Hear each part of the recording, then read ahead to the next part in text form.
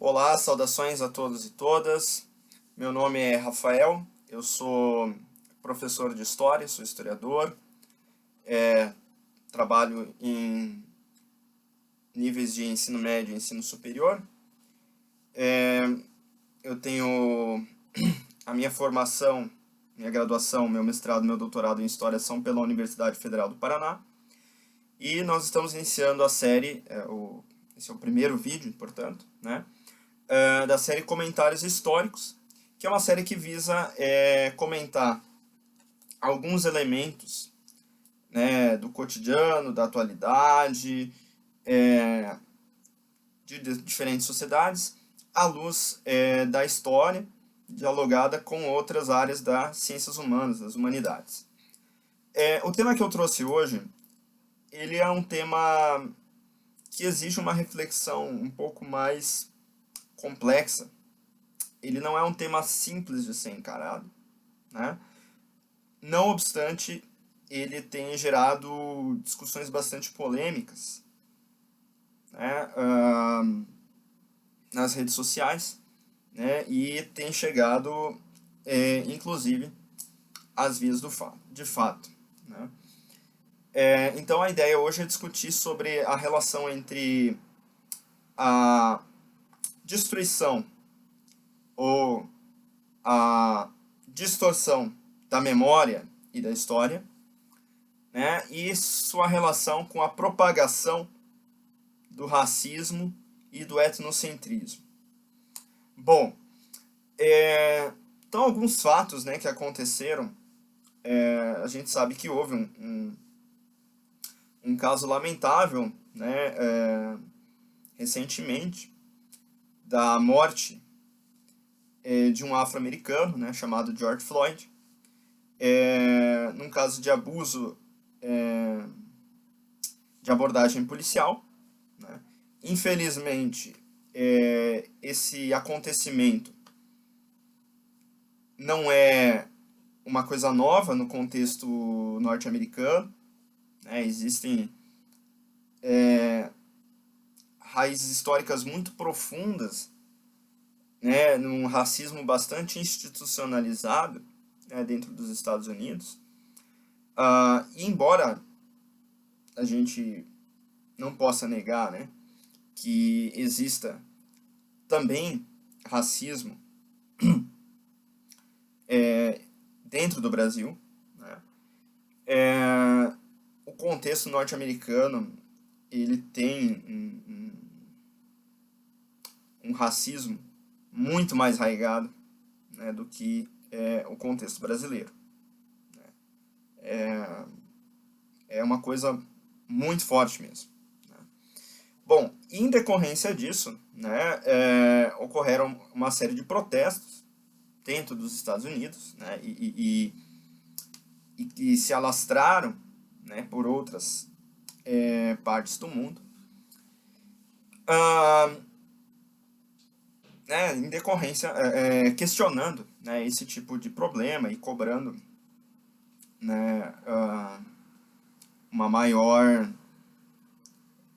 transparência, né, das autoridades, né, uma maior ênfase das autoridades no combate a esse tipo de racismo institucionalizado, né, especialmente dentro da questão da mentalidade policial e criminal ali do contexto norte-americano, né, mas também em relação ao contexto ocidental como um todo. Bom, como é natural de acontecer em determinados movimentos que nascem num sentido mais reativo, né? Muitos desses movimentos, desses protestos, geraram alguns abusos, né? Claro, nós vimos questão de destruição de patrimônio, lojas, comércio, etc. Mas um que me chamou bastante atenção, né, como historiador, né, é a questão da vandalização, da destruição de monumentos históricos ligados a personagens, né, da história ocidental. né? Nós tivemos, por exemplo, alguns casos, acho que um dos primeiros casos foi a a vandalização de uma estátua de Cristóvão Colombo nos Estados Unidos, né? Mas nós tivemos também alguns ataques, também a estátua do padre Antônio Vieira em Portugal, a estátua do padre São José de Anchieta no Brasil, de São Junípero de Serra na Califórnia, né? Depois nós podemos comentar isoladamente alguns desses casos, né? E por outro lado, nós tivemos também recentemente um ataque virtual, né, de hackers a uma palestra online, né, que estava sendo abordando o tema da história da África e da Ásia, né? Por pessoas ligadas mais a grupos que nós podemos classificar de direita, né? Isso também, essa né, diferença entre esquerda e direita é algo que nós podemos trabalhar um vídeo unicamente sobre isso, né, porque é um tema bastante complexo e que está mudando bastante, né, com as transformações do mundo desde pelo menos a década de 2000. Né.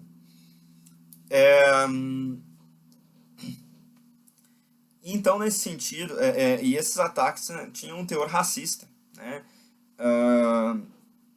e um teor de ataque ao meio universitário, né, associando o meio universitário à ideologia comunista. Né. A gente sabe que existem, né, professores de diferentes tendências de esquerda dentro do meio universitário. Isso não é algo recente, né? Então, por exemplo, um dos grandes nomes, né, da história do Brasil, que ainda é referência, né, para muito estudo de vestibular, que é o Caio Prado Júnior, era marxista, né, por exemplo. Mas o que não quer dizer que todo meio universitário seja de esquerda, né? Bom, e nesse sentido eu queria falar o seguinte, existe um ataque à história e à memória histórica, né? Tanto pela esquerda, por grupos de esquerda, quanto por grupos de direita, né? E aí é importante a gente fazer uma diferenciação, né? Então a história seria tanto os eventos históricos, né, quanto o estudo e a análise e interpretação científica dos mesmos, né?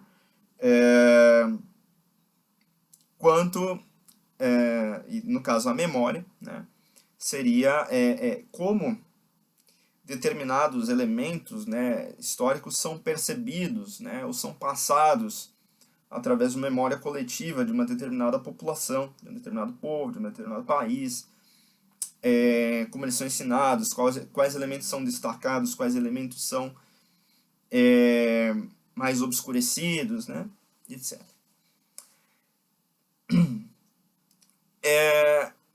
Essa questão acontece pelo seguinte, né, a história, ela é uma disciplina, né, que exige um grande número de dados, né, para serem analisados. E ela lida, né, com o caráter corruptor do tempo, né, tanto no sentido físico, né, a gente sabe que existe uma série de fontes históricas, né, de objetos históricos que são difíceis de se preservar pelo fator tempo, né, erosão, fungos, né, questão umidade, etc., né, tanto pelo caráter da própria ação humana, né, destruição, né, de elementos históricos, deturpação, falsificação de documentos, etc. Então, nesse sentido, dá para a gente dizer que existem dois erros aqui, né? um erro mais à esquerda, que seria a destruição da memória histórica ocidental, né? E um erro à direita, que seria a negação do valor histórico, né, das populações africanas e asiáticas, ou seja, dos povos não ocidentais. Bom, o primeiro elemento que seria interessante comentar acerca disso é, primeiro, o perigo do anacronismo, né? E o que seria anacronismo? O anacronismo é nós olharmos ou julgarmos a história a partir de elementos de um período histórico, de um contexto histórico que é alheio ao contexto histórico que nós estamos analisando. Por exemplo, se eu me referir ao continente americano no ano 600 a.C., eu não posso falar em Brasil, né? Porque não existia a nação brasileira, não existia o país Brasil. Existia, claro, o território geográfico que hoje corresponde ao Brasil, mas não existia a ideia de Brasil, né? Ou, por exemplo, eu não posso analisar a diplomacia e as guerras entre os reinos mesopotâmicos, por exemplo, entre os povos mesopotâmicos, à luz do moderno direito internacional, porque esse direito internacional não existia, certo? Então, isso é o perigo do anacronismo, né?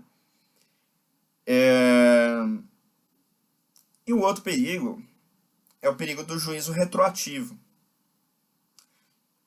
O que seria o juízo retroativo? Seria nós queremos consertar a história, consertar os problemas atuais e futuros, reescrevendo ou rejulgando a história, julgando a história. Isso quer dizer que nós não podemos emitir juízo sobre fatos ou personagens, fenômenos ou personagens históricos? Claro que nós podemos. Nós podemos fazer isso. E, inclusive, podemos fazer isso judicialmente, em alguns casos. Nos casos que estão relacionados ou afetam pessoas que ainda estejam vivas, né? ou pessoas que faleceram recentemente. Um exemplo disso são os julgamentos em torno de crimes relacionados ao Holocausto, perpetuado pelo regime nazista, ou a violações dos direitos humanos cometidos por regimes autoritários, civis, militares na América Latina, né?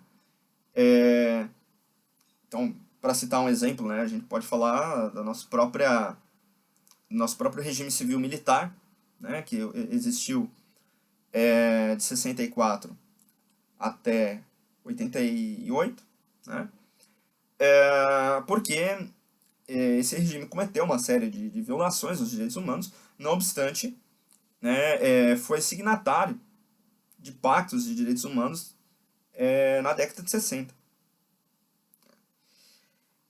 De pactos internacionais, né? Bom, agora, existem questões que, pela complexidade e pelo tempo já passado, não tem como serem mais julgadas de forma retroativa. Por exemplo,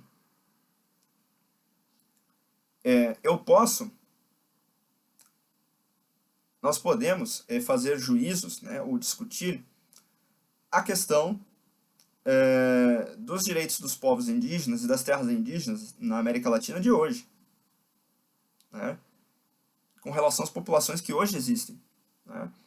Mas, por exemplo, falar que o processo de domínio ou colonização, como queiram chamar, portuguesa, do atual território brasileiro, né, foi um processo de invasão né, e que, portanto, seria ilegítima a presença ocidental aqui, é uma coisa muito complicada, porque, primeiro, né, o conceito de propriedade-nação que nós temos hoje, ele não existia nem entre os indígenas, nem entre os europeus da época, né? Embora os europeus do século XV, XVI, tivessem uma noção de território, né, um pouco mais fixa, né, do que a noção de território que as populações indígenas aqui possuíam.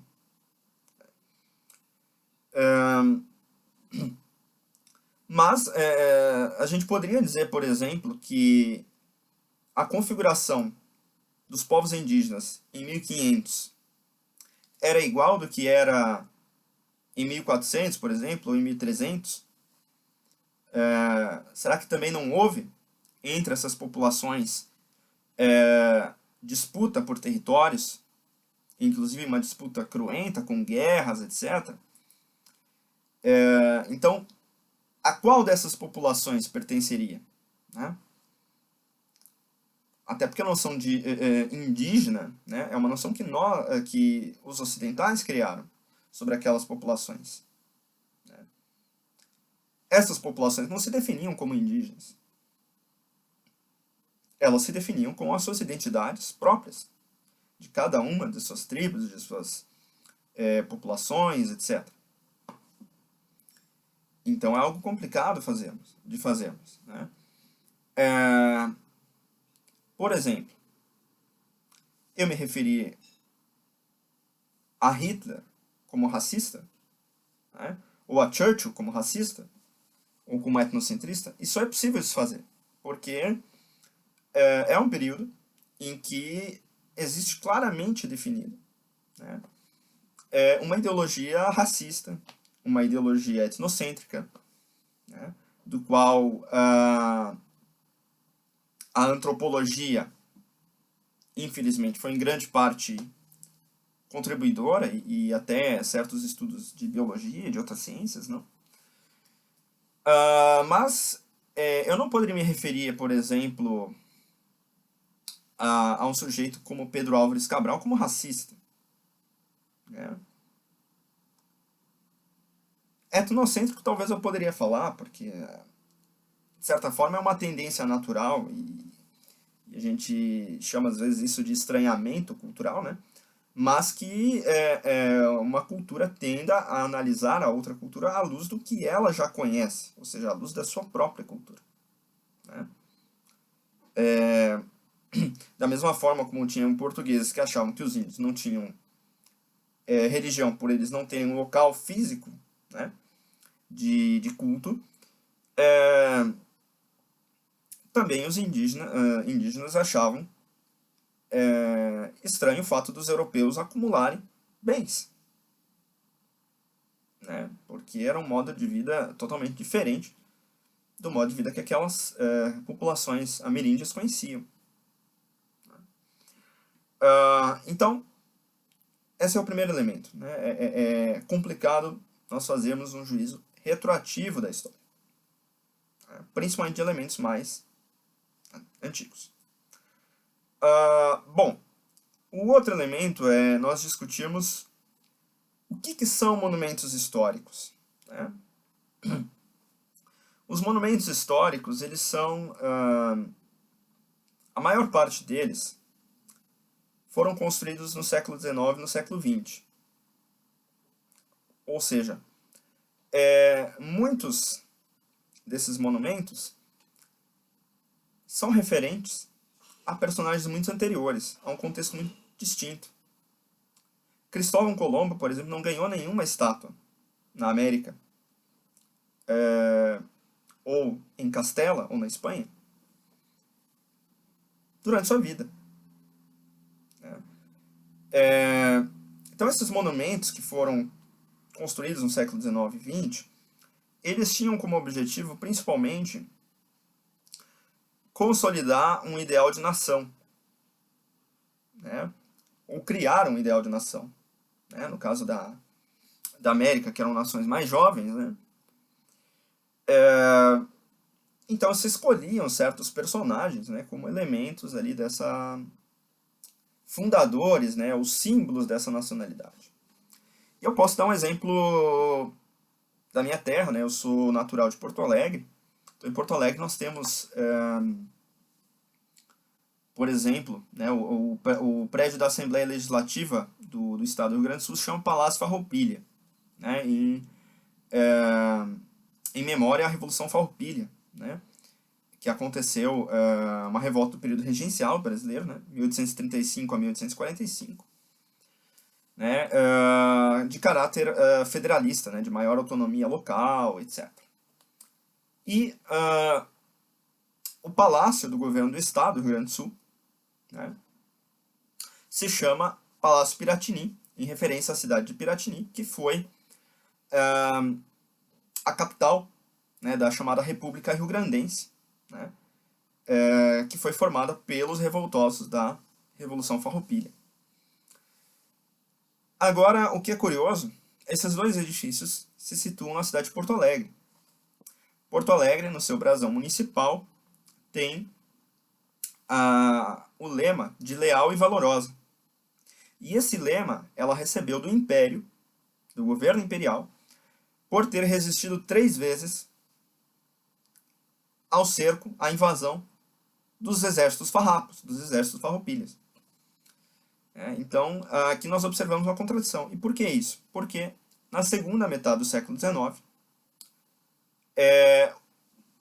se buscou realçar a Revolução Farroupilha, porque a República, a primeira República Brasileira, né, e os republicanos rio-grandenses queriam mostrar que já tinham uma tradição republicana, né? Ou seja, eles queriam, face àquele novo regime republicano, que não teve uma grande adesão popular do Brasil, que era algo novo no contexto brasileiro, queriam dar a ele um ar de tradição, de antiguidade, de legitimidade. Outro elemento do contexto do Rio Grande do Sul é a palavra gaúcho, né, que hoje a gente usa para se referir a qualquer rio-grandense, né, mas que no século XVIII, na primeira metade do século XIX, era um termo pejorativo usado para se referir ao mestiço de indígena com português ou com castelhano, que trabalhava como peão de gado nas estâncias, né, para os grandes fazendeiros, e também atuava como capanga, como força particular, como exército particular desses grandes fazendeiros. Então, muitas vezes atuavam em guerras, em saques, em assassinatos, em conflitos políticos, etc. Mas, claro, né, com a construção de uma identidade nacional e regional avançando, né, já no período da Primeira República, então se elege o gaúcho, né, então ligado a essas revoltas republicanas, que se evidenciavam o caráter republicano, né, Farroupilha, Revolução Federalista, etc., né, se buscava criar, então, o gaúcho, né, como aquele indivíduo, o topos, né, o tipo ideal do rio-grandense, né, e por isso, então, a palavra gaúcho se estendeu a todo habitante do Rio Grande do Sul. Isso significa que nós precisamos necessariamente deixar de nos referenciar aos rio-grandenses como gaúchos? Não, porque hoje em dia esse termo não tem mais um significado pejorativo, ele simplesmente designa um habitante do Rio Grande do Sul. Bom, então esses monumentos, eles não servem simplesmente para nós glorificarmos personagens históricos, né? Nós não necessariamente precisamos gostar desses personagens históricos ou gostar desses fenômenos históricos. Mas esses monumentos nos ajudam a entender como que os nossos povos, as nossas sociedades, nossas histórias foram formadas, né? Porque o Brasil é hoje como é, por exemplo. Ou porque os Estados Unidos hoje é como é, né? Ou porque a França, etc.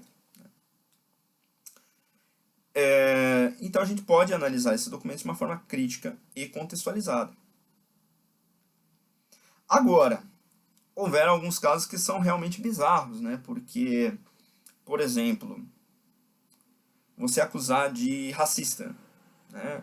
O rei Robert Bruce, que foi um rei que reinou no final do século XIII, início do século XIV na Escócia, que nunca teve contato, né, com algum reino, algum indivíduo, população africana na vida, né, e, portanto, nós também não temos escritos deles referindo essas populações para saber que juízo ele tinha sobre elas, né?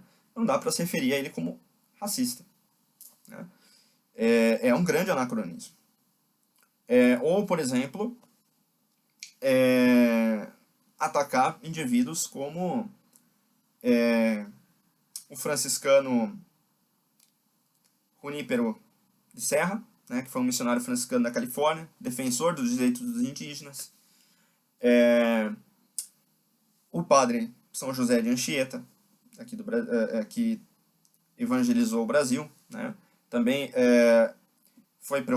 era preocupado com os direitos dos índios, e inclusive buscou para transmitir a sua religião aos indígenas, buscou conhecer a cultura desses indígenas. Então, a primeira gramática de Tupi-Guarani foi Anchieta que escreveu. Os seus autos, né, as suas peças de teatro escritas para serem ensinadas em praça pública, né, absorveram elementos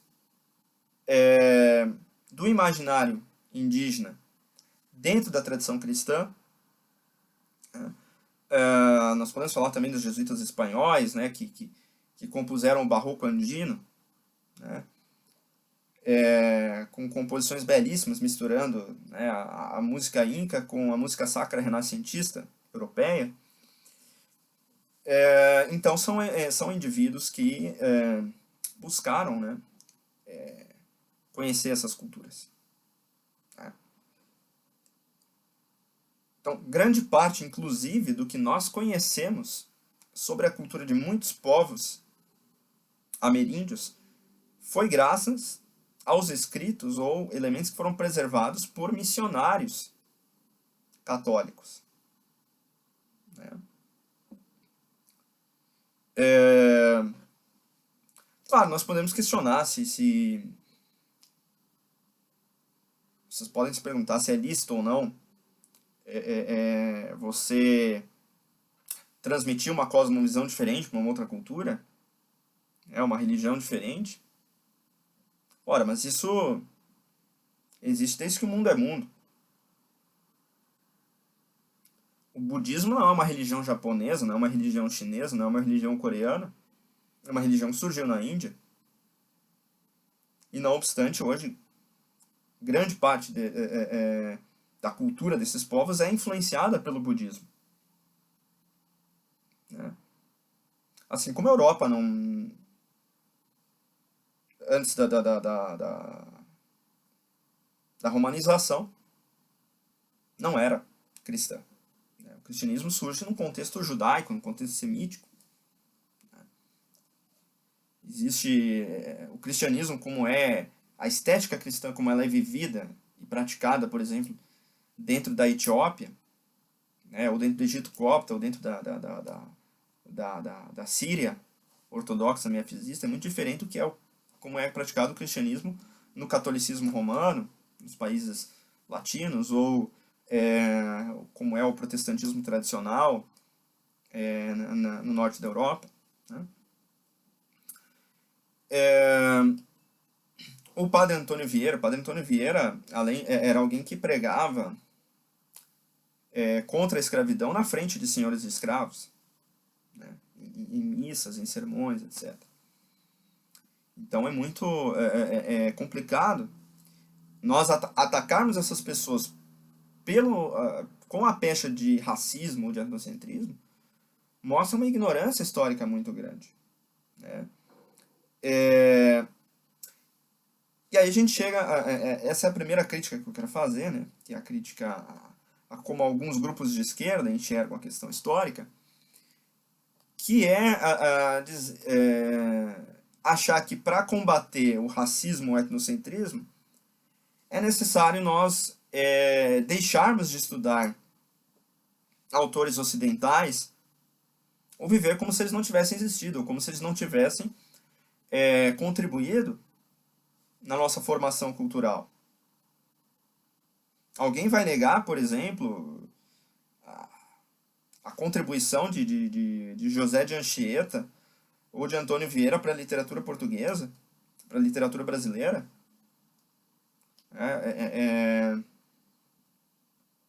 Se nós pegarmos, por exemplo, um autor mais recente brasileiro, Ariano Suassuna, é inegável que a influência de Gil Vicente, de José de Anchieta, em suas obras, nos seus autos.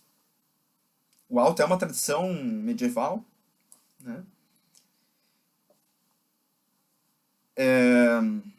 Da mesma forma, a influência que Shakespeare exerceu sobre a literatura inglesa, isso não significa que eu preciso pensar exatamente igual a Shakespeare, pensar exatamente igual a Antônio Vieira, igual a José de Anchieta.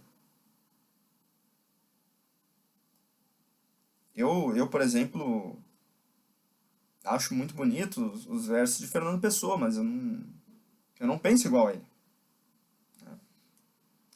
Aliás, eu divirjo de grande parte dos autores que eu uso nos meus trabalhos, assim como a maioria de vocês, que fazem algum trabalho acadêmico, que discutem, trabalham com discussão de ideias. Por acaso, no meio acadêmico, nós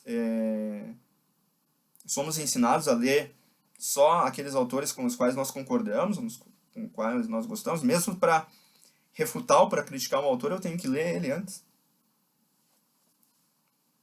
Né? E o outro problema é a questão da direita, né? De achar que civilização ocidental é sinônimo de civilização, que todo o resto não presta. Né? Existe uma modinha muito forte aí. E nesse sentido eu tenho uma certa crítica, eu como católico, ao livro do Thomas Wood, né? Como a Igreja Católica construiu a civilização ocidental, que é um livro em muitos aspectos bastante positivo, ele refuta bastante alguns mitos, né, sobre a relação, especialmente da Igreja com a ciência, com o conhecimento científico, mas que também é um livro que gerou em muitas pessoas a associação da seguinte forma: cristianismo igual a civilização ocidental. Isso é uma mentira. O cristianismo contribuiu para a civilização ocidental, assim como contribuiu para a civilização oriental, né, para várias civilizações orientais, né, porque também não há uma unidade entre uma civilização oriental, né. Então, não dá para nós pensarmos que os povos da África ou os povos da Ásia não trouxeram nada de importante para nós. Né? A pólvora e o papel vieram da China, trazida pelos muçulmanos. Muitas dos instrumentos e técnicas de navegação que possibilitaram as navegações portuguesas, castelhanas, holandesas, etc., foram trazidas ao Ocidente por meio do mundo muçulmano. Muitas traduções de obras gregas também vieram por meio do mundo muçulmano, assim como também muitas obras do mundo romano, do mundo grego, nos foram legadas pelo monasticismo católico medieval.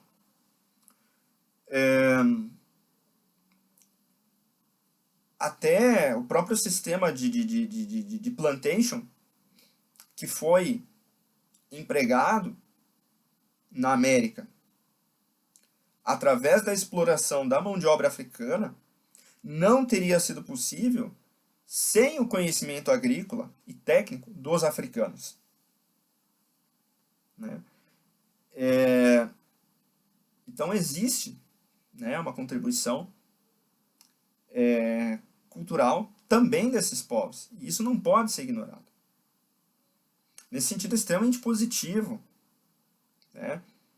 Que, embora é triste que tenha sido feita uma lei para isso, mas que nós devamos ensinar nas escolas, nas universidades, ensinar a história e a cultura africana, dos povos africanos, dos povos indígenas, né, dos povos pré-colombianos, dos povos asiáticos. Porque esses povos são tão dignos tem tanta história quanto nós.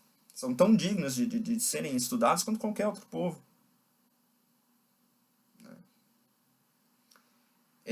A história não tem uma função pragmática. Então qualquer povo é digno de história. Certo? Agora, aí existe a questão do etnocentrismo e do racismo, né? Que a esquerda, com razão, critica, né? E parte da direita finge que não vê. Finge que não existe. Agora, a destruição da memória histórica, sem um crivo crítico, né, através de um movimento de massa puramente reativo, sem uma proposta firme como alternativa, vai resolver esse problema? Não vai. Certamente que não vai. Como que nós podemos, então, enfrentar esse problema do racismo, do etnocentrismo, de uma forma séria? Primeiro, é refletir sobre o que causa a continuidade desse fenômeno na atualidade. Será que, por exemplo, a permanência do racismo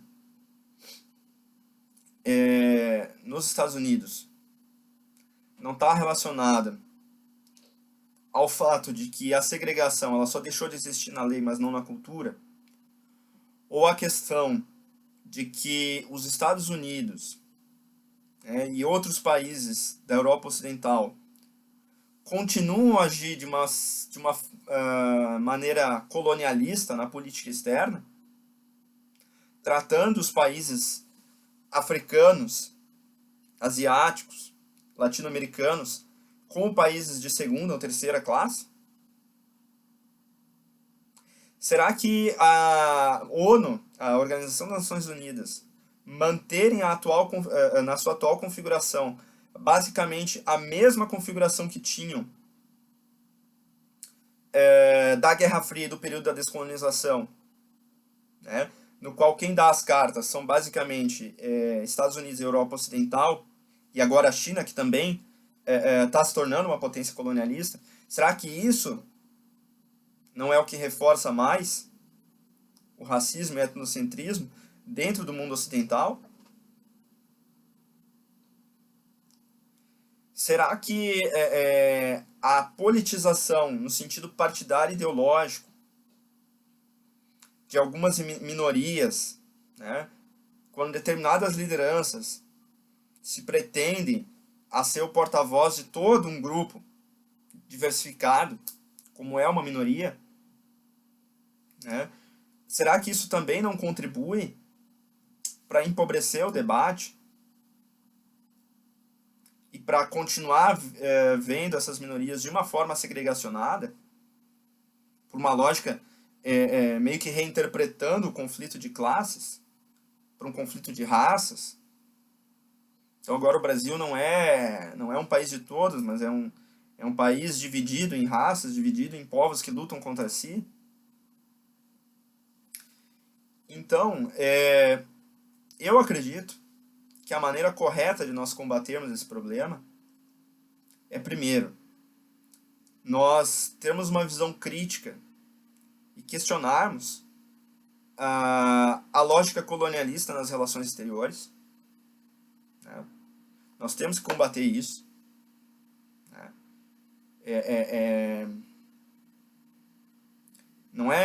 Não se trata aqui de ter um anti-americanismo, né?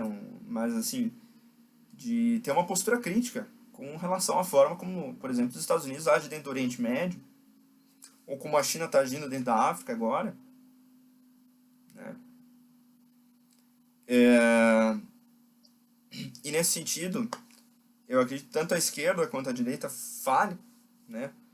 Porque se opor à política colonialista não significa necessariamente formar aliança ideológica com regimes autoritários do terceiro mundo, que violam os direitos humanos, né? Assim como também combater a violação dos direitos humanos não significa uma aliança unilateral, né, com os Estados Unidos ou com a OTAN, como se esses países também não cometessem graves violações dos direitos humanos, né, ao longo de sua história, né, na sua forma de conduzir a política externa. Então esse é o primeiro passo. E o segundo é nós evitarmos anacronismo. Olharmos o passado de uma forma crítica, mas sem tentar usar ele para resolver o presente. Né? Vamos resolver os problemas do presente com o presente. Vamos abandonar esse conceito de raça. Né? Vamos realmente ter uma lógica de direitos humanos, de ver todo ser humano como alguém digno de valor.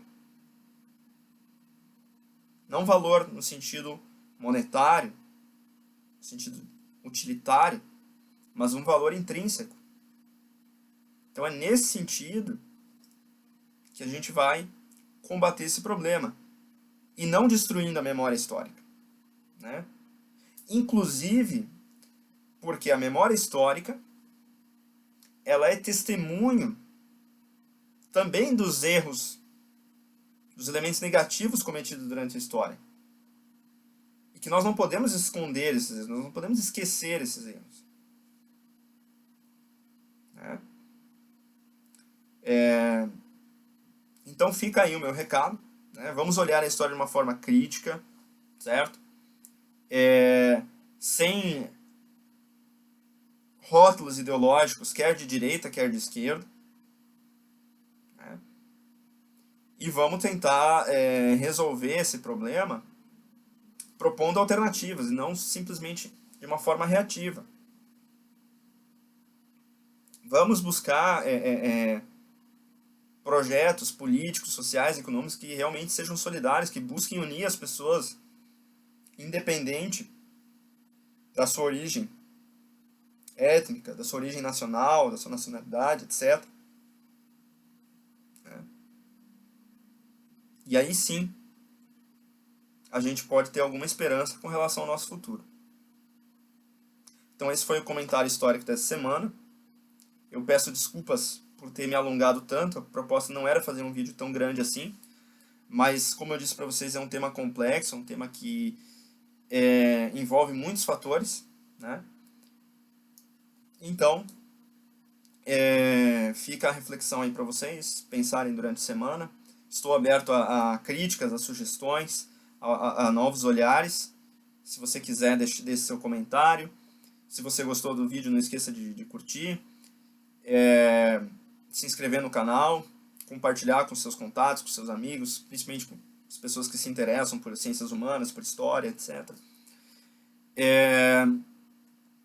E também, né, se você quiser receber as notificações, não esqueça de clicar no sininho, né, porque o YouTube ele tem notificado, né, somente se você